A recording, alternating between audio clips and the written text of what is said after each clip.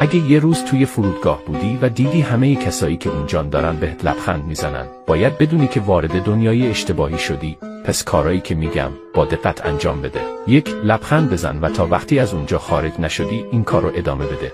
2. از در خروج بیرون نرو، چون تو رو از اونجا خارج نمیکنه. روی تابلو فقط یک پرواز بدون مقصد لیست شده. گیت رو پیدا کن و توی صف منتظر سوار شدن باش. 3. اگه کسی نزدیک شد و از تو ساعت پرسید، ساکت باش و فقط لبخند بزن، چون اونجا زمان وجود نداره و اونا بهت شک کردن.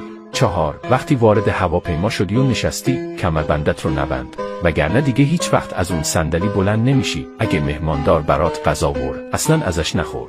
5. وقتی چراغ‌های هواپیما خاموش شد، بلند شو به کابین خلبان برو. مواظب باش خدم پرواز تو رو نبینن. 6. وقتی وارد کابین شدی، کسی رو اونجا نمیبینی، زود دکمه قرمز رو فشار بده تا موتور هواپیما از کار بیفته. وقتی هواپیما سقوط کنه، تو به واقعیت برمیگردی. حالا باید زود قایم شی، چون اگه اونا قبل از برخورد پیدات کنن، دیگه برگشتی در کار نیست. موفق باشی.